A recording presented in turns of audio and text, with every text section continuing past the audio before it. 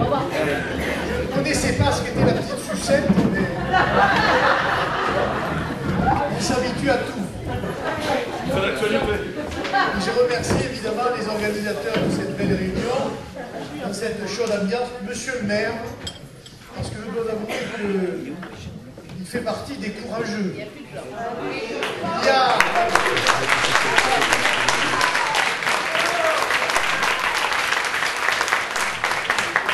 36 000 communes en France, et systématiquement, lorsqu'il s'agit de rechercher des signatures, on a du mal à en trouver, je dirais, entre 250 et 300, 350.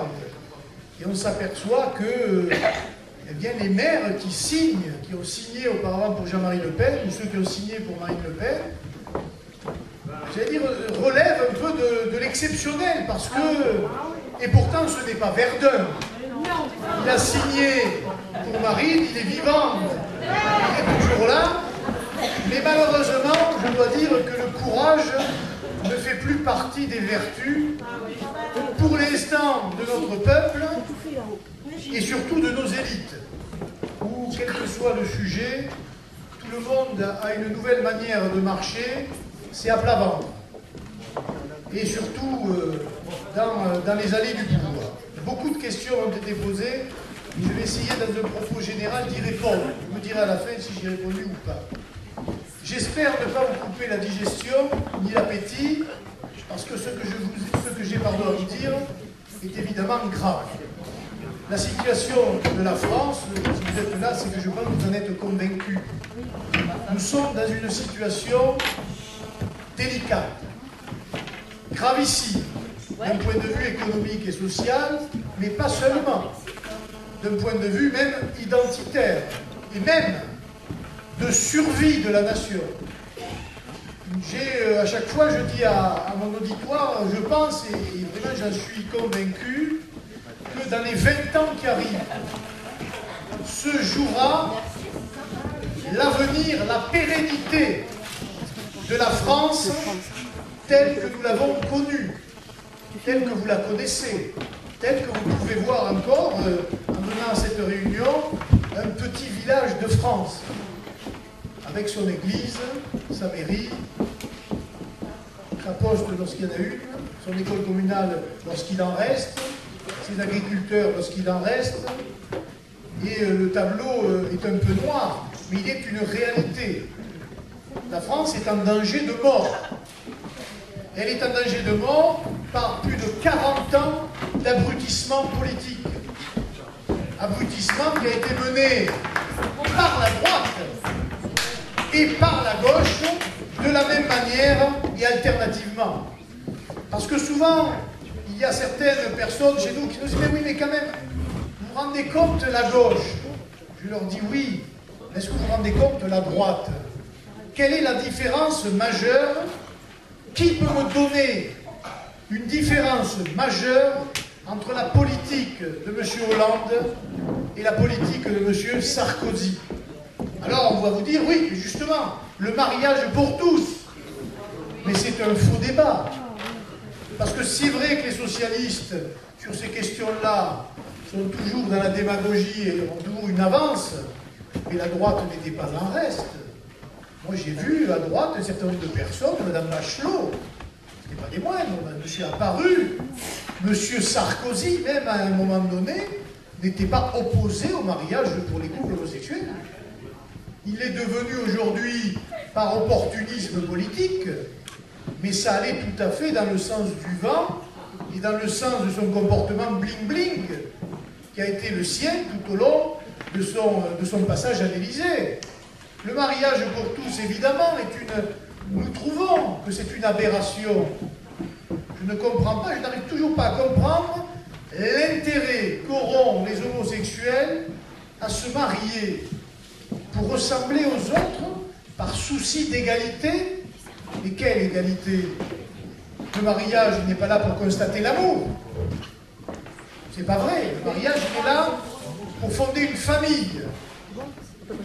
Pour unir deux êtres, un homme et une femme, destinés à avoir des enfants. Ce n'est pas être homophobe, Ce n'est pas faire de la discrimination à l'égard de quiconque, depuis la nuit des temps. Il en est ainsi. Il y aurait eu d'autres manières de pouvoir améliorer, c'est vrai, les conditions civiles des couples ou des gens qui vivent de même sexe, qui vivent ensemble. Il y avait d'autres solutions qui ne méritaient pas tout ce que l'on voit aujourd'hui et qui, évidemment, ravivent un certain nombre de querelles qui sont au fond de notre société. Ce mariage pour les couples homosexuels, nous sommes évidemment contre. Nous sommes contre l'adoption par les couples homosexuels. À ce jour, d'ailleurs, on nous montre toujours dans les reportages de télé des enfants qui vivent avec des femmes qui vivent ensemble ou avec des hommes. Mais la loi, elle est l'expression de la volonté générale. Elle n'est pas là pour régler les cas particuliers. Bien sûr que ça existe. Mais on ne sait pas ce que donnera demain, ce que sera l'évolution de la société ou des enfants qui seront élevés par des couples de personnes de même sexe. Nous n'en savons rien. Et nous aurions dû privilégier dans cette affaire la protection de l'enfant. Le fameux principe de précaution. Parce que nous n'avons pas aujourd'hui de recul assez important pour savoir ce que ça va donner. Je lisais encore hier sur un site une étude américaine, vous allez me dire, qui mettait largement en doute les conséquences justement de l'adoption d'enfants par les couples de même sexe, et qui avaient fait des analyses très poussées sur des échantillons, sur des expériences, où ils disaient qu'il n'était pas certain que, in fine, les comportements des uns soient égaux au comportement des autres. Et puis, cette fameuse égalité qu'ils revendiquent, ils nous la vantent même pour la procréation médicalement assistée, je ne sais pas comment on appelle ça. Tout le monde se bat sur les cycles. Et là, mesdames et messieurs, il y a une profonde inégalité. Parce que jusqu'à preuve du contraire, les hommes en sont exclus. Je ne doute pas qu'on y arrivera un jour ou l'autre, hein. Mais ça ne concerne que les femmes. Et là, ça pose des problèmes éthiques graves. Parce que cette fameuse PMA, comme ils disent, c'est quoi? Ben, c'est la location d'un ventre. Ce n'est rien d'autre que ça. C'est des gens qui choisissent, qui ont droit à l'enfant. Comme si l'enfant était un objet ou une voiture. Ce n'est pas le droit de l'enfant, c'est le droit à l'enfant. Et on voit des dérives dans certains pays ou dans certains États, où quand vous allez choisir votre enfant, vous le choisissez dans un catalogue. Vous choisissez en fonction de parents dans un catalogue, si vous le voulez, blanc, noir, gris, blond, pas blond, les yeux bleus, pas les yeux bleus. C'est dire quand même que nous sommes arrivés à des situations ubuesques et absolument dangereuses pour l'avenir de la société. Nous pensons, il n'y a pas la chasse, comme le disent certains, à l'homosexualité ou à l'homosexuel. Je rappelle quand même que l'homosexualité, elle est vieille comme le monde. Dans toutes les sociétés connues, y compris les plus primitives, elle existait déjà. Ce n'est pas quelque chose qui est... voilà, mais le mariage est quelque chose et l'homosexualité en est une autre. Et si on ne peut plus parler de rien dans notre pays, c'est grave quand même, puisque à partir du moment où vous êtes contre le mariage, vous êtes traité, c'est le nouveau terme à la mode, d'homophobe.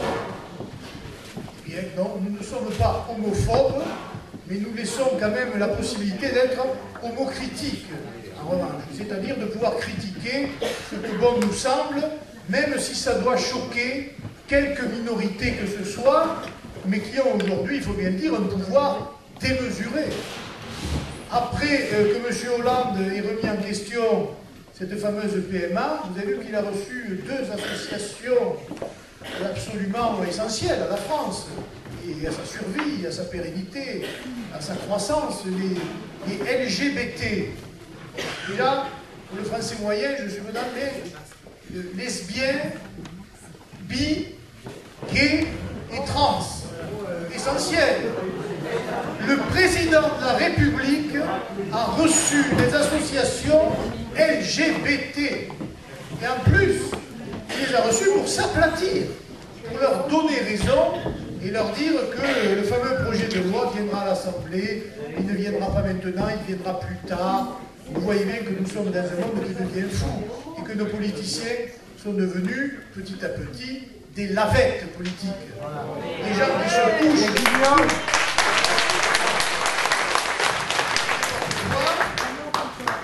et qui n'ont plus aucune valeur, quelle qu'elle soit. L'autre sujet qui nous préoccupe, il est dans les questions, c'est par rapport à notre intervention au Mali. La France intervient au Mali, toute seule, pour lutter, paraît-il, et pour le coup c'est un peu vrai quand même, contre, alors M. Hollande, lui, il voit des terroristes, là où les autres voient des islamistes. Mais il a peur de le dire. Il ne dit pas des islamistes parce qu'il ne sait pas comment ça pourrait tourner. Mais comment ça pourrait tourner où? Il a peur de quoi, M. Hollande? Eh bien, il a peur des communautés qui existent chez nous, et nous avons nous-mêmes, dans nos quartiers, dans nos banlieues, dans nos villes et villages, nos terroristes à nous, islamistes. Car les islamistes ne sont finalement qu'une, on pourrait dire, une mutation, pas génétique, mais une mutation de l'islam, une mutation extrémiste, une mutation violente de la religion islamique, de l'islam, qui prend des proportions absolument démesurées. Et on nous dit, mais attention, il ne faut pas faire d'amalgame. Et c'est vrai que ce n'est pas facile, parce que je vous signale quand même que cette affaire est assez grave. Dans nos rangs, nous avons des gens, n'en doutez pas, qui nous soutiennent et qui sont de religions différentes. Moi, je viens d'une région, je suis d'ailleurs leur avocat, où je suis l'avocat de la communauté Harki. Et ces gens-là, mesdames et messieurs, ils sont français comme vous et moi. Ils sont même plus français que d'autres. Et pour autant, l'amalgame est fait. Parce que comme les autres, hein, ils s'appellent Mohamed, ils s'appellent tout ce que vous voulez. Comme les autres, ils subissent, il est vrai, la peur que l'on peut comprendre, de la population française face à des agissements, de plus en plus équivoques. L'islam, aujourd'hui, est un problème qui se pose à la nation, qu'on le veuille ou non. Le problème religieux en France, et d'ailleurs, ça ne s'est pas passé comme ça en rigolant, hein. Je rappelle quand même que la loi de 1905, elle s'est faite d'une manière violente pour les catholiques. Hein. La République a imposé cette loi en martyrisant la conscience catholique, en imposant des choses. Et aujourd'hui, ça paraît pour ceux qui ne connaissent pas très bien l'histoire, ça paraît quelque chose de tout à fait normal, mais sachez que ça a été un véritable traumatisme. On a imposé la loi sur la laïcité, c'est aujourd'hui admis par tous, y compris par les catholiques, et ça ne pose aucun problème, et pour cause, puisque nous sommes un pays de tradition chrétienne. Si, comme je le dis souvent, moi, à des adversaires politiques, les clochers que vous avez dans votre village, ils ne sont pas tombés comme ça d'une soucoupe volante. S'ils sont là, c'est qu'ils sont le produit d'une histoire. Nous sommes un pays chrétien. Point à la ligne. Depuis des siècles. Et des siècles d'ailleurs. Et c'est vrai que nous sommes une république laïque, mais cette laïcité n'est en fait que la sécularisation de la religion catholique. Et comme un peu d'ailleurs, quand vous allez en Turquie, on vous dit c'est un pays laïque, la Turquie. Oui, c'est un pays laïque, mais de tradition musulmane. Il suffit d'aller à Istanbul pour vous rendre compte que vous n'êtes plus déjà dans un pays chrétien. Et c'est leur affaire à eux, c'est leur culture. Nous, nous avons la nôtre. Aujourd'hui, se pose le problème de la compatibilité de cette religion avec nos lois et avec la République française. Mais la question, on ne doit pas nous la poser à nous. C'est-à-dire, on demande aux Français, est-ce que vous êtes d'accord avec l'islam? Ce n'est pas la question qu'il faut poser. Les Français, ils sont chez eux. Ils sont en France, chez eux. La question, il faut la poser aux musulmans fraîchement arrivés chez nous. Ou en tout cas arrivés depuis quelques décennies. Et leur dire, voilà, mesdames et messieurs, d'abord, est-ce que vous êtes rentrés légalement? Premier point. S'ils sont rentrés légalement avec un contrat de travail, etc., qu'ils ont fait, entre guillemets, souche, est-ce que vous respectez nos lois, nos coutumes, notre manière d'être, notre constitution. Et à ce moment-là, vous aurez déjà un semblant de réponse. Mais personne ne pose aucune question à quiconque. Qui ose aujourd'hui, dans le milieu politique, faire comme Napoléon avec les Juifs? Napoléon avait été très clair. Pour intégrer à l'époque la communauté juive à la nation, il leur avait dit voilà ce qui est compatible, voilà ce qui est incompatible. C'est à vous de choisir. Il les avait réunis et ils avaient choisi. Ceux qui voulaient rester français pouvaient l'être à certaines conditions, et les autres pouvaient avoir un statut, c'est pas infamant d'être étranger en France. Vous pouvez vivre dans la paix tout en étant un étranger en France. Ça a toujours existé et ça existe dans tous les pays du monde. Mais qui ose poser aujourd'hui la question à un musulman en lui disant voilà ce qui est compatible avec nos règles et voilà ce qui est incompatible. Voilà ce que nous critiquons chez vous. La condition de la femme, la condition des minorités, la place que vous accordez à des régimes alimentaires particuliers, la place que vous accordez, je disais pour les femmes, mais nous en arrivons à des situations hallucinantes. Reportez-vous pour ceux qui ont un ordinateur, il y a un article qui est sorti dans Le Point hier sur la place des aumôniers, en tout cas du personnel musulman embauché par l'État dans les services publics français. Alors là, vous avez quelque chose qui est... Moi, je trouve ça extravagant. Donc, ils embauchent des imams. D'abord, j'aimerais savoir les conditions de ces imams, d'où ils viennent, comment ils ont été formés, et qu'est-ce qu'ils pensent de notre pays. Et dans deux cas, en tout cas, moi, ça me pose problème, l'armée française a embauché des imams, on l'apprend, des aumôniers musulmans, et on apprend que ces aumôniers musulmans ont eu comme mission... Écoutez bien, parce que c'est assez dangereux d'aller rassurer les soldats de religion donc musulmane qui allaient se battre en Afghanistan. Pourquoi ils avaient des problèmes, ces gens-là? Ils avaient des problèmes de conscience d'aller se battre contre un peuple qui était de même religion qu'eux. Mais moi, ça me pose un problème, ça.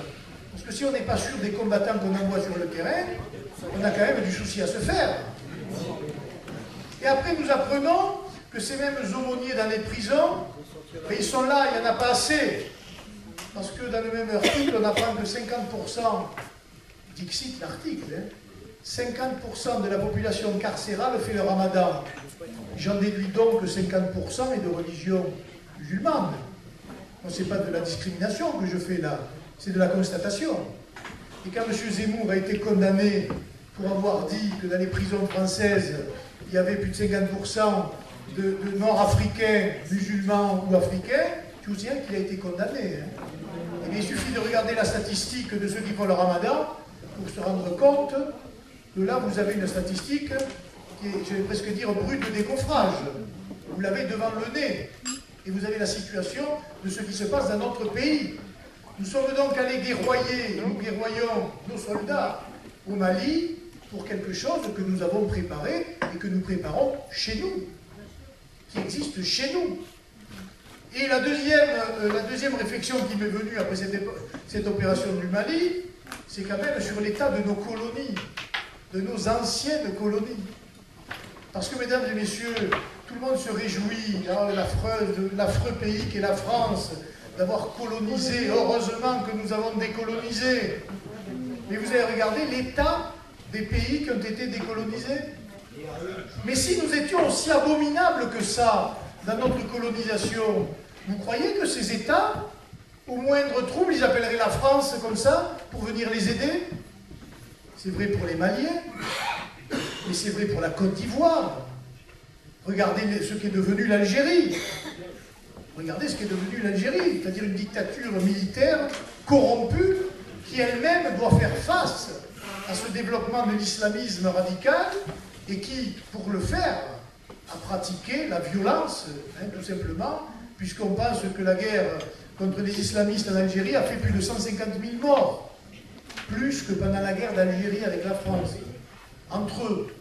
Voilà. Donc le problème, finalement, n'a pas été la colonisation. Le problème de tous ces pays, ça a été la décolonisation, de la manière dont elle s'est faite, au moment où elle s'est faite, et avec les soutiens que nous avons apportés à des potentats locaux qui n'ont eu de cesse que de s'enrichir, d'enrichir leur famille ou leur clan et d'asservir leur population, de les mettre en une sorte d'esclavage. Et pour ce, je vous prie de vous croire que l'affaire africaine n'est pas terminée et qu'elle est en train de nous éclater à la figure, que le Mali n'est que l'un des symptômes de ce qui va arriver. Parce que la France intervient, aujourd'hui en Afrique, avec la bénédiction des Américains, c'est toujours curieux d'ailleurs de voir ça, mais je vais vous donner un chiffre qui va tout remettre dans vos esprits, remettre tout clair dans vos esprits. Aujourd'hui, l'Afrique, à l'heure où nous parlons, c'est 1 milliard d'habitants. Une pauvreté incroyable, hein. Des guerres, de la corruption inimaginable, de la misère humaine. Dans 37 ans, à l'horizon 2050, ils seront 2 milliards 300 millions. Ils auront doublé leur population en 30 ans. Mais vous croyez que par un phénomène naturel qu'il faut comprendre, moi je suis toujours assez sensible à cela, il ne faudra pas des Africains, des abrutis. Ils réagissent à la nature et aux lois naturelles. Et ils vont chercher ailleurs ce qu'ils ne trouvent plus chez eux, ce qu'ils ne trouvent pas chez eux. Et par un phénomène naturel, ils occuperont chez nous les places que nous n'occupons plus. Et là, vous avez tout le problème aujourd'hui de l'absence de politique familiale, de l'absence de politique nataliste, de vieillissement de la population européenne et de la population française, mais européenne en général, et finalement d'une substitution de population dans le temps programmé, sans que, il faut bien le dire, il y ait beaucoup de réactions. Et pour cause, puisque le moindre constat de ce type est voué à des poursuites pénales. Il faut quand même le savoir. Je vous rappelle quand même que Jean-Marie Le Pen, pour avoir dit une banalité, que je vais vous répéter, il n'y a pas de journaliste, il y en a un, mais a dit une chose, il a dit quelque chose qui est... Il a dit les musulmans sont 9 millions, quand ils seront 20 millions, on descendra du trottoir et on rasera les murs. Et ça, vous l'entendez pas du tout. Eh bien, il a été condamné à 3 mois et demi de prison avec sursis et 15 000 € d'amende. Voilà. Donc, nous avons un système qui est contre nous et nous avons une situation explosive. Nous avons une situation d'autant plus explosive que nous n'avons même pas les moyens de nous défendre. Est-ce que vous imaginez, alors que nous avons des régiments de grande qualité, je ne sais pas si vous avez des militaires, s'il y a des militaires dans la salle, nous avons des régiments d'élite, bien formés, quelquefois mal équipés, qui sont capables d'intervenir brillamment dans des situations où d'autres pays ne pourraient pas le faire. Mais aujourd'hui, nous ne pouvons plus intervenir seuls. J'espère que vous en avez conscience.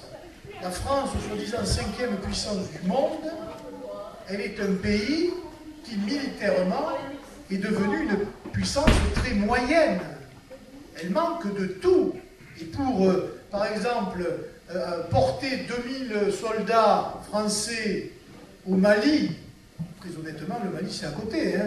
Il suffit d'avoir des avions pour transporter. Nous n'avons pas les avions nécessaires. Nous avons dû attendre que les Danois nous prêtent 2 avions, que l'Allemagne nous en cède un autre, que la Russie mette à disposition des transports de troupes, d'ailleurs que la France n'a pas pris, c'est à noter. Elle n'a pas pris les services que voulait lui donner le président Poutine, et que les Américains, in fine, se sont disposés à nous donner leurs avions, à nous louer leurs avions. À nous louer leurs avions. Parce qu'il y a eu un incident diplomatique qui est passé d'ailleurs sous silence, où les Américains ont dit oui, bon, on est d'accord pour cette fois-ci, mais sachez qu'on facture. Donc en plus, les Français, non contents d'aller au Mali pour se battre contre le terrorisme islamique qui menace pas que la France, l'Europe, les États-Unis et les pays occidentaux, eh bien en plus on va payer du matériel américain qui va nous permettre d'amener nos troupes là-bas et même pour ravitailler nos avions de chasse. Vous vous rendez compte de la situation dans laquelle nous sommes? Un grand pays soi-disant comme la France. bien vous avez là l'état réel de ce que pèse la France dans le monde aujourd'hui et des difficultés que nous avons à faire illusion. Alors on fait illusion évidemment en Afrique, au Mali, où on ne peut pas dire que les islamistes, les fameux islamistes, à part des jeeps avec des canons dessus, on n'a encore rien vu. Enfin, il faut toujours se méfier. Hein, et on verra bien la suite. Mais en tout cas, vous avez les faits réels de la situation française. Juste un petit chiffre moi, qui m'a assez étonné, par exemple, le nombre d'avions de chasse. Est-ce que vous connaissez le nombre d'avions de chasse opérationnels en France? Non. Pas 4 quand même. Non, il y en a 240. Mais oui, mais c'est seulement, comme vous dites. Et combien d'avions de chasse pour la Syrie? Le petit pays qui est maintenant en guerre. 500. La Syrie a 2 fois plus d'avions de chasse que la France. Ça veut dire quand même. Et on vous dit, et nos politiciens vous disent toujours qu'on met trop de moyens dans la défense nationale, qu'il faut baisser les crédits, et que le budget de la défense nationale est une valeur d'ajustement d'ailleurs pour payer le déficit des autres. C'est-à-dire qu'on réduit nos moyens de défense au risque de ce que nous avons connu quand même, je vous signale, avec la Deuxième Guerre mondiale. Hein. Parce que les Français ont la mémoire courte, quand même, pour reprendre l'expression d'un grand politique. Mais c'est vrai. Parce que c'est exactement le problème qui s'était posé avant 40. Les politiciens ne voulaient pas armer, c'était mal d'armer. Sauf que les Allemands, en un mois, ils étaient à Paris quand même. Hein. La conséquence du refus de voir la réalité et de se couper un bras, en quelque sorte, et c'est la conséquence, ça a été l'occupation de notre pays. Aujourd'hui, nous n'en sommes pas là, en tout cas militairement. Mais le fait de baisser systématiquement nos moyens de défense nous met à la merci, évidemment, d'entreprises terroristes internationales qui ont des moyens colossaux. Parce que pendant que nous faisons des économies de crédit sur la défense, il y en a d'autres qui engrangent des crédits sur les trafics divers et variés. Parce que le fameux islamisme dont tout le monde parle, au-delà du problème religieux dont nous avons évoqué tout à l'heure le contour, c'est aussi un problème de mafia. Ces gens-là ne se nourrissent pas que de Coran, ils se nourrissent aussi d'argent sale, de trafic de drogue notamment, qui est en train de pourrir notre jeunesse, et qui est à mon avis le problème numéro 1 de la France aujourd'hui. Personne n'en parle. Hein. Mais moi je peux vous dire que dans une ville comme Perpignan, je connais bien, toute la délinquance qui a augmenté encore cette année n'est due qu'à une seule chose, l'explosion et la liberté qui est laissée aux dealers d'être à la sortie des écoles, la vente quasiment au vu de tout le monde, y compris de la police, et qui a des effets dévastateurs sur les esprits, sur la condition, sur les jeunes, sur les esprits, et on arrive à des aberrations. Voilà, tout cela est lié. Trafic de drogue, trafic d'armes, parce qu'on poursuit les gens, on se moque des Américains, vous avez vu, sur les massacres qui existent, les abominables, etc. Mais qu'est-ce qui se passe en France depuis quelques années? C'est pas Marseille qu'on dénombre, je crois, le 17e mort à la Kalachnikov? Vous avez vu des Kalachnikov chez vous? Non? Vous savez où on en trouve? Vous savez? Non mais, je veux dire, il y a des choses extravagantes et les Français regardent ça d'une manière assez passive, et c'est ça qui m'inquiète, moi, de voir la passivité du peuple français devant tout ce qui se passe. Regardez l'affaire Mera. C'est quand même extraordinaire l'affaire Mera. Encore une fois, lisez l'article aujourd'hui qui est sorti pas encore dans Le Point, où l'affaire Mera est exceptionnelle. On pense que finalement, en tout cas c'est un juge qui l'a dit, ce monsieur était un agent des services français. C'est en train de sortir. Le Mera, le fou furieux, le jeune qui a tué 3 militaires et des enfants dans une école juive de Toulouse, ils sont en train de s'apercevoir que c'était un agent double en quelque sorte. Que soi-disant nous avions retourné ou pas retourné, on n'en saura rien. Mais le fait est là. Double national, binational, franco-algérien. Je le dis au passage, nous sommes contre la double nationalité. nous pensons que nous ne pouvons pas avoir deux patries. Et qu'à un moment donné, il faut choisir. Quand on regarde, par exemple, une chose tout aussi inquiétante, je crois qu'il existe 800 000 franco-tunisiens qui sont allés voter aux dernières élections pour la Tunisie, mais qui, parallèlement à ça, ont voté pour Hollande à la présidentielle. N'en doutez pas. Sur ces 800 000 franco-tunisiens, plus de 50% ont voté pour un parti qui voulait établir la charia dans leur pays d'origine. C'est-à-dire qu'il y a chez nous la moitié de ces 800 000 qui sont d'accord pour la charia et pour établir la loi religieuse dans leur pays d'origine. Ça les embêtera, ça ne les embête pas chez eux. Demain, ça ne les embêtera pas chez nous. Petit à petit, car évidemment, c'est la loi du nombre qui domine dans ces affaires-là. Et je peux vous dire que nous sommes arrivés à une situation de rupture. J'espère que je ne vous ai pas fait peur. Mais ça, c'est pour le volet identitaire, légaliste, constitutionnel, laïque. Il y a le volet économique. Il y a des questions aussi sur l'économie. Nous vivons une situation que je trouve, moi, absolument incroyable. On annonce comme ça, à la radio un matin, Renault supprime 2500 emplois en France. Évidemment, ça fait réagir le ministre de l'Introduction, comment vous l'appelez? Il est chez vous, là. Monsieur Montebourg. Monsieur Montebourg. Non, Monsieur Montebourg, il est toujours dans l'émotion. Depuis qu'il a été nommé ministre du redressement productif, je crois qu'il n'y a jamais eu autant de licenciements en France. Il devrait quand même se poser des questions. Mais ce qu'il y a là encore, qui sont des exemples faciles à décrire, et pour vous qui sont autant d'arguments, parce que la personne qui réfléchit un peu, qui se pose 5 minutes sans regarder la télévision, et qui est par ailleurs informée, comment accepter que Renault entreprise, où l'État est quand même actionnaire de manière significative, supprime 2500 emplois en France et monte une usine toute neuve à Tanger au Maroc, incroyable, et à Oran dans les années qui arrivent, pour fabriquer des véhicules qui viendront concurrencer les nôtres et qui mettront nos ouvriers sur la paille. Mais quel est donc ce système-là? Personne ne voit la situation qui est en train d'être la nôtre aujourd'hui, notre quotidien. Parce que l'année prochaine, il n'y a pas que Renault, je vous signale. 900 000 chômeurs supplémentaires, il prévoit. 900 000. Et il n'y a pas que les grands groupes qui seront touchés. Moi, on a des relations avec des petites entreprises. Tout le monde est touché. Par différents biais. Que ce soit la fiscalité absolument confiscatoire, les charges patronales, les charges sociales, les impôts divers et variés, l'inquisition fiscale. Hein.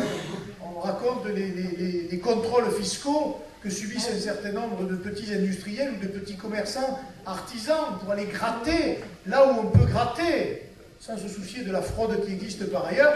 Mais là, évidemment, on ne va pas y mettre les doigts, parce que c'est dangereux d'aller y mettre les doigts dans ces quartiers-là.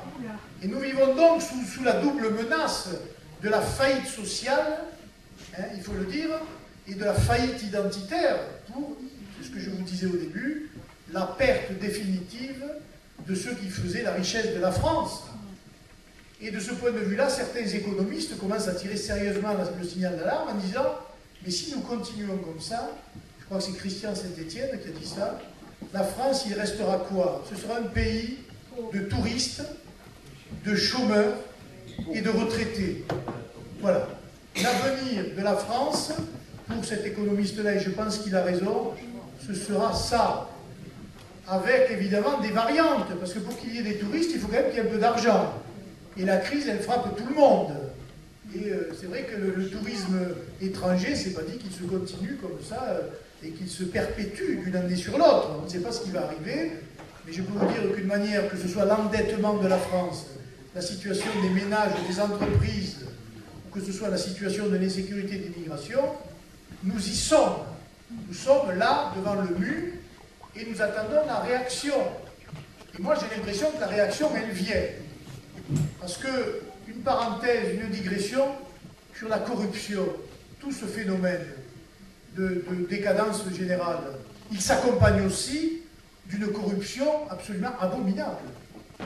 C'était hier soir, une anecdote, nous avons été en procès contre M. Bourgi. Je ne sais pas si vous savez qui est M. Bourgi. C'était le monsieur Afrique de Chirac et de Sarkozy. Et il avait dit pendant la présidentielle, pour nuire à Marine Le Pen, mais tout le monde a touché. Même Le Pen a touché des valises de billets du président Bongo. On l'a poursuivi. Et donc, j'étais avec notre ami Valran Saint-Just et M. Bourgi est venu à la barre. C'est quand même un grand bourgeois, un avocat d'origine libanaise, qui attaquait d'ailleurs Le Pen en diffamation par ailleurs. Parce que Le Pen, évidemment, vous connaissez Jean-Marie Le Pen, il trouvait l'accusation de M. Bourgi tellement extravagante que Le Pen avait dit, oui, oui, d'ailleurs, M. Bourgi est très connu au Bois de Boulogne, où il fait des passes, mais vu sa gueule, il n'y avait pas beaucoup de clients. Alors, M. Bourgi avait poursuivi Jean-Marie Le Pen, on a bien rigolé, mais M. Bourgi est venu à la barre en disant des choses. Écoutez, si le grand public se donnait la peine de réfléchir 2 minutes, tout le monde prendrait des fourches et irait les pendre. Il a donné l'exemple de M. Chirac et de M. Villepin qui comptaient des billets, des dollars, sur le bureau de l'Élysée. Mais vous imaginez la scène, comme les tontons flingueurs. Et il dit, alors le juge était un peu interloqué, c'était une dame, elle lui dit, mais M. Bourgi, vous êtes en train de me dire que vous apportiez des sacs de billets au président de la République française, et alors ça se passait comment? M. Bourgi, il arrive et il dit, ben, c'est pas moi qui portais les sacs. Il faisait porter, on n'a pas demandé la couleur de ceux qui le portaient, mais on se doute quand même, parce que ce monsieur était quand même d'un niveau supérieur. Et ça se passait comment? Mais on vidait le sac sur le bureau de M. Chirac et Villepin. Vous imaginez? Villepin était secrétaire général, futur Premier ministre, et il comptait les bifetons les uns après les autres. Et il a même raconté l'anecdote qui est d'ailleurs sortie dans le journal Le Monde au moment de cette affaire Bourgi.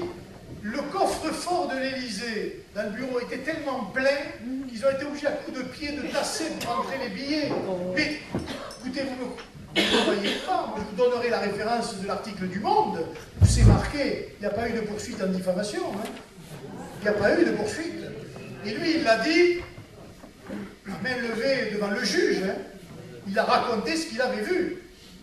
Évidemment, quand le juge lui a dit, et vous avez parlé de M. Chirac, etc., est-ce que vous avez vu Jean-Marie Le Pen? Évidemment, non. Mais alors, vous dites, je n'ai aucune preuve.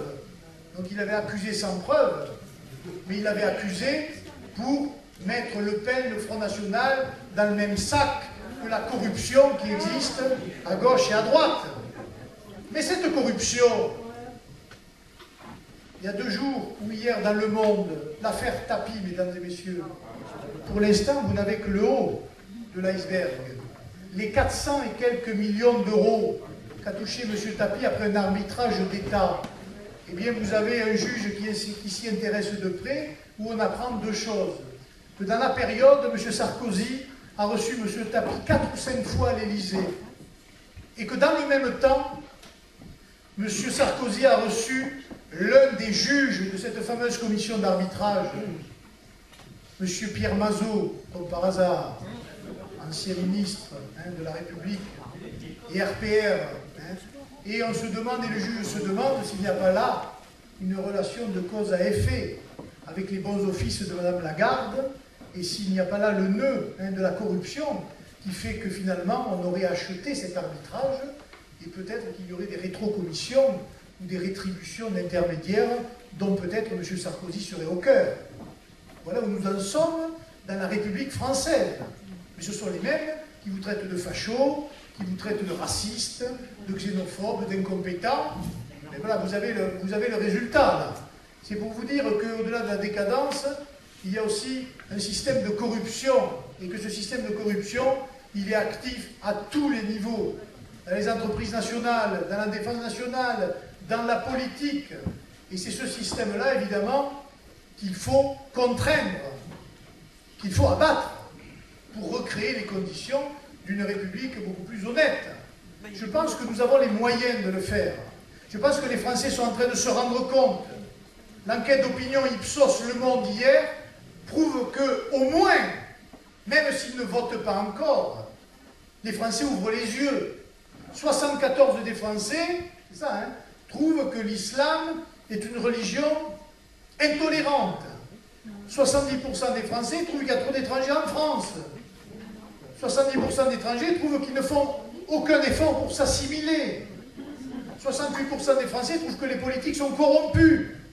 68% ou 70% des Français trouvent que la gauche et la droite, c'est pareil. On voit bien, comme l'a dit d'ailleurs Marine Le Pen, ils ont les idées du Front National, mais ils ne le savent pas. Ou en tout cas, dans la majorité, ils n'en ont pas conscience. Et le rôle du Front National, la mission historique, c'est d'ouvrir les yeux. C'est pas plus, et ne croyez pas. Moi, j'ai jamais cru que nous étions un parti fasciste, raciste, nazi ou d'extrême droite. J'ai toujours cru que nous étions le parti du bon sens.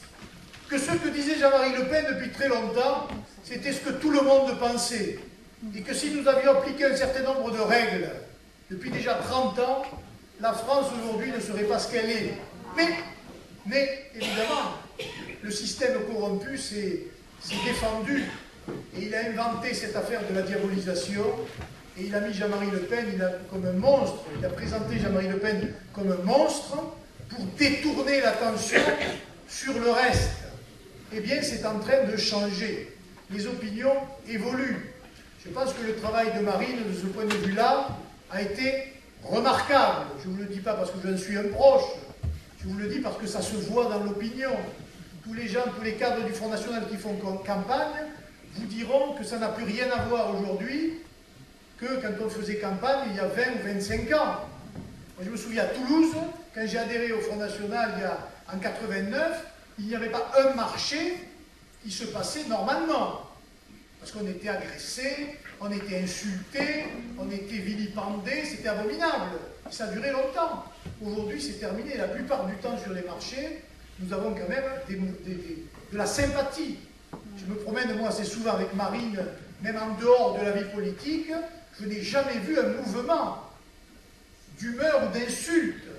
Les seules personnes qui viennent disent « Madame Le Pen, je ne suis pas d'accord avec vous, mais je vous trouve courageuse et continuez parce que ce que vous dites, c'est bien. » Et nous, je le vois aussi de personnes d'origine étrangère, que ce soit des Nord-Africains ou des Africains, qui lui disent souvent « Marine, continuez, parce que vous avez raison de dire ce que vous dites. » Parce qu'il est évident que même à l'intérieur de l'immigration, certaines personnes ne sont pas d'accord avec ce qui se passe. On commence à réfléchir en se disant « mais nous serons les premières victimes le jour où ça explose ». Et c'est pour cela que certaines nous rejoignent, nous demandent s'il y en a dans vos départements, de les accueillir évidemment avec bienveillance, avec tolérance, surtout quand ils sont eux-mêmes tolérants.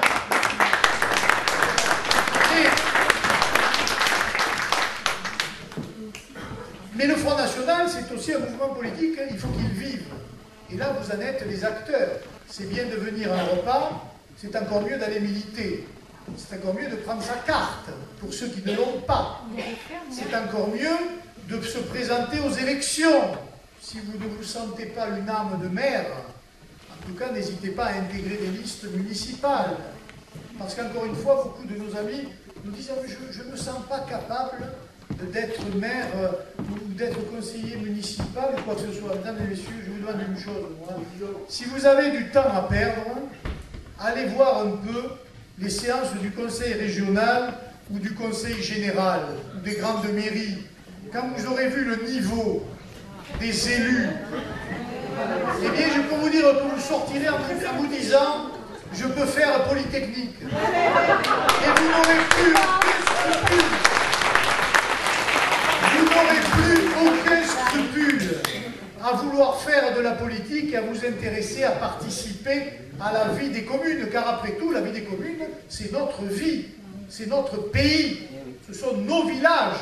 Et nous n'avons pas laissé à d'autres le soin de gérer nos propres affaires. Rapprochez-vous de vos dirigeants. Et j'espère qu'en Saône-et-Loire et en Bourgogne, Edouard Ferrand est là, vous aurez l'occasion de marquer les esprits. 2014 et 2015 vont être des années essentielles à la reconquête du pays. Le Parti socialiste sera à la fois divisé et son bilan sera tellement apocalyptique que tous ceux qui ont voté à gauche ne voudront plus jamais le faire. En tout cas, les plus intelligents. Les autres, le troupeau de moutons continuera, il n'y a pas de souci. À droite, vous avez le même phénomène. Il n'y a qu'à voir l'état de l'UMP. Il ne faut jamais se moquer de la situation des autres. Mais ça n'empêche pas d'en profiter et d'appuyer là où ça fait mal. Et l'UMP aujourd'hui, on peut dire quoi? Que c'est une guerre de chefs qui n'a plus d'idées, qui n'a pas d'idées, qui surfe quelquefois sur la vague de l'indignation, mais pas plus. Nous allons donc être une véritable alternative à ce vieux système-là. Et moi, je pense que nous avons une réelle chance, dans les années qui viennent, à voir enfin nos idées arriver au pouvoir. Car comme le dit Jean-Marie Le Pen, et il s'en souvient, et il demande systématiquement de s'en souvenir à tous, en 1958, le général de Gaulle, le parti du général de Gaulle, faisait 4,2% aux élections. En 1958, il était au pouvoir. Entre-temps, il s'était passé quoi? Eh bien, il s'était passé les événements en Algérie, qui l'ont propulsé à la tête de la France, pour de bonnes raisons, pour de mauvaises raisons, pour le malheur des uns, qui ont sûrement fait le bonheur des autres. Mais c'est comme ça que ça s'est passé. Eh bien, notre Algérie à nous, si je puis dire, et malheureusement, c'est la crise économique, c'est la crise sociale, c'est l'explosion identitaire qui aura lieu, c'est une évidence. Et c'est, je crois, la victoire du bon sens sur la démagogie et la corruption.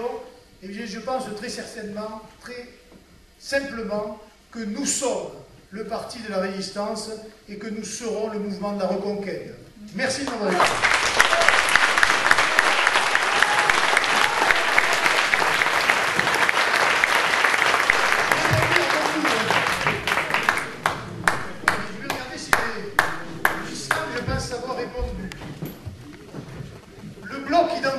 Si je vais dire deux mots, moi je pense que chacun a sa mission, que le bloc a la sienne.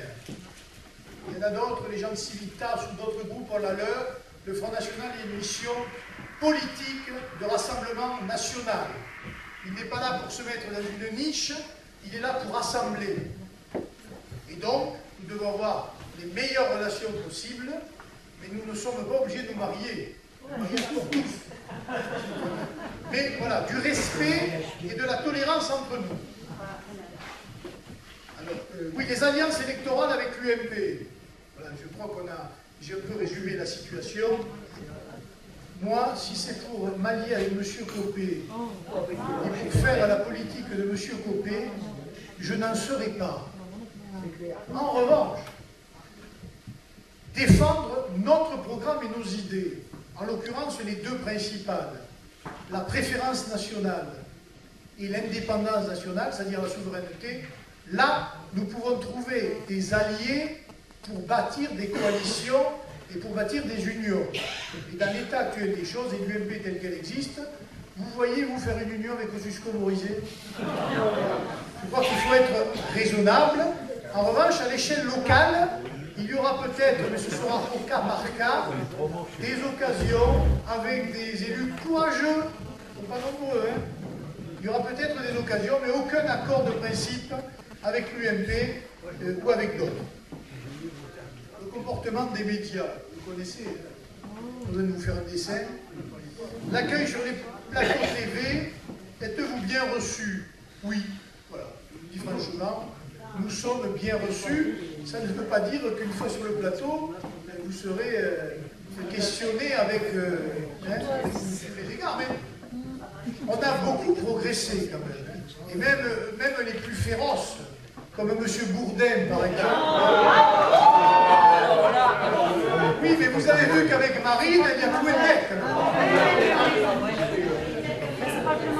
Et Drucker. Ah oui, Drucker. Il y a des garçons, moi jamais. Il faudrait être plus percutant sur les plateaux télé. On fait comme on peut. Moi, je vous le dis franchement, c'est pas facile et chacun y va avec sa personnalité. Parce que quand vous êtes trop percutant, vous recevez des mails qui vous disent « vous énervez trop ». Quand vous ne vous énervez pas, vous recevez des mails, là vous n'êtes pas assez percutant. Voilà. Moi je pense qu'il en faut pour tous les goûts. Les uns sont percutants, les autres ne le sont pas, les autres font la synthèse. Voilà. Nous sommes plusieurs à passer sur les plateaux, et je pense que tout le monde apporte sa pierre à l'édifice, mais je crois quand même que nous sommes assez performants, et que dans cette performance-là, Marine reste quand même la plus performante, à tous les niveaux.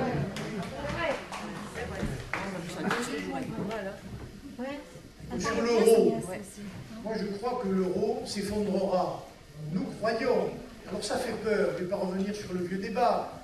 Pour ceux que ça intéresse, sachez qu'il existe au siège du Front des formations désormais avec nos professeurs d'économie. Vous pouvez venir parce que le remboursement des frais se fait, c'est en semaine, c'est ceux qui ont du temps, et vous aurez là tous les paramètres de ce que nous voyons pour la sortie de l'euro. Parce qu'évidemment, on fait peur aux gens. On leur dit, mais si demain on passe au franc, oulala, le franc sera plus faible que l'euro. Mais non, ça c'est pas comme ça qu'il faut voir les choses. C'est que la pièce de 1 euro que vous aurez dans la poche, qui s'appellera demain 1 franc, en fait, elle aura la même valeur. Et que la baguette que vous payez aujourd'hui, pas combien d'ailleurs, 1 euro de poussière, hein, 1 euro. 1 euro. 1 euro, eh bien, vous la paierez 1 franc. Ce qu'il faut regarder, ce n'est pas l'unité de valeur, c'est la valeur elle-même. Ce que nous souhaitons, nous, c'est sortir de la monnaie unique, mais maintenir une monnaie commune, pour que les industries, les services et les échanges continuent à l'échelle européenne et internationale, mais retrouver la souveraineté monétaire et la liberté, parce que c'est une arme au service de l'économie, la monnaie. Et à partir du moment où vous n'avez plus cette arme-là, cette liberté, eh bien vous dépendez des autres. Et ce que nous subissons, c'est l'Europe allemande. Parce que l'euro a été fait à la dimension, à la mesure de l'économie allemande, mais il est trop grand pour nous. La vérité, c'est ça. Et nous en subissons directement la conséquence. Parce que dans la même question, il y a, il y a un problème sur le pouvoir d'achat. Mais sur le pouvoir d'achat, l'euro a été abominable. L'augmentation des prix depuis qu'il y a l'euro est quelque chose d'incroyable. Et c'est vrai pour le pouvoir d'achat, c'est vrai pour le chômage, c'est vrai pour la croissance, puisque de tous les continents du monde, toutes les zones économiques, la zone euro est la zone la moins dynamique du monde aujourd'hui. Il y a bien des conséquences, il y a bien des causes à tout cela. On ne veut pas le voir, mais la principale cause, c'est cette monnaie. Et on avait été avertis, pour les économistes qui sont dans la salle, le seul prix Nobel d'économie que nous avions, Maurice Allais, avait dit « l'euro est un mauvais projet » parce qu'on ne fait pas une monnaie unique sur un projet politique qui n'existe pas. Et avant de faire l'Europe économique, il faudra faire l'Europe politique.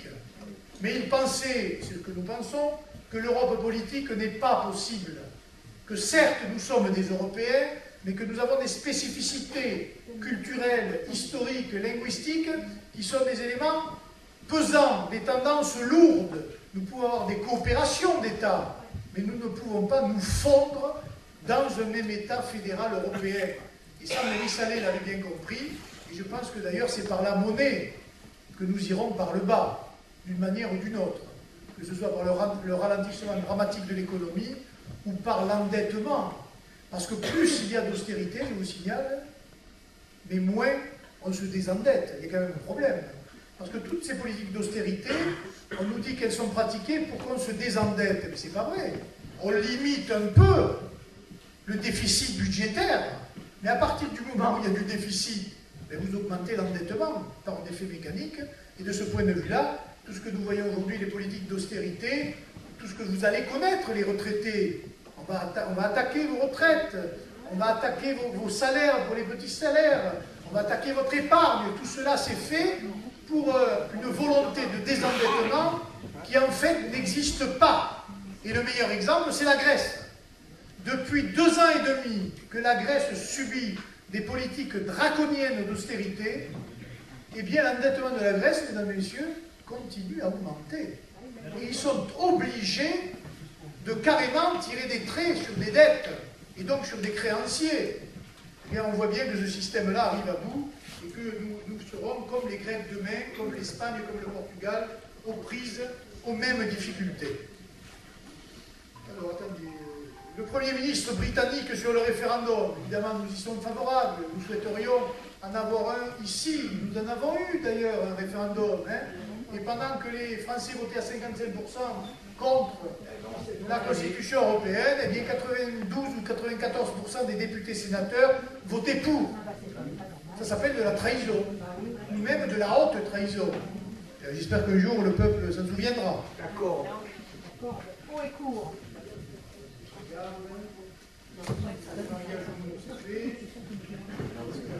Les zones rurales, pour avoir été très clair au début, moi je pense que c'est l'un des éléments de la reconquête nationale.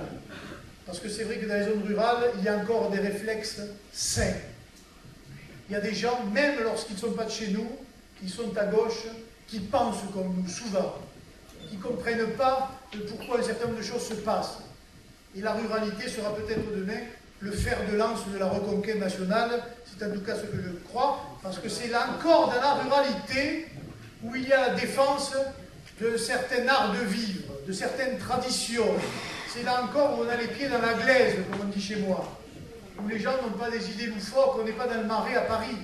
On n'est pas dans les quartiers bobos, je ne sais où. On a encore, je crois, la réalité, le poids de la réalité, la lucidité à tout ce qui se passe. Et moi, je crois, et vraiment, on mise beaucoup sur la ruralité pour reconquérir la France. Le FN remettra-t-il le goût le service militaire? Il faudrait, laissez-moi vous dire que ça ne va pas enchanter la jeunesse, hein. C'est le moins qu'on puisse dire.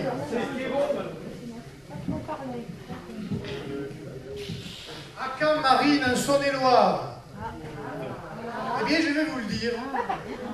Je ne vais pas vous donner une date, mais Marine entame un tour de France des fédérations. Et en fait, un tour de France des délaissés de la mondialisation, des gens qui souffrent, des invisibles.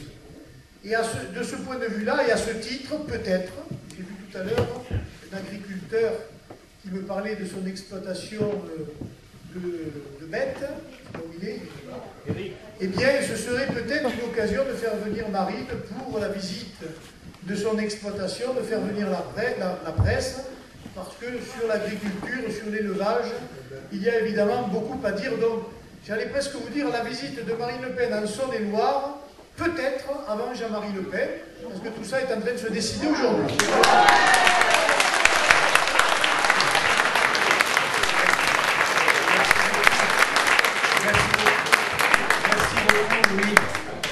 Je me consacre un dimanche après-midi et malgré un emploi du temps extrêmement chargé, je sais que tu étais avant-hier à Niort, hier dans le Rhône, aujourd'hui dimanche en Saône-et-Loire, demain des plateaux télé, radio t'appellent, etc. Mercredi à Perpignan. Merci pour ta présence et l'honneur que tu nous fais. Et bien, toute la fédération voudrait te remercier très simplement, emporter un petit souvenir de Bourgogne. C'est pas très original.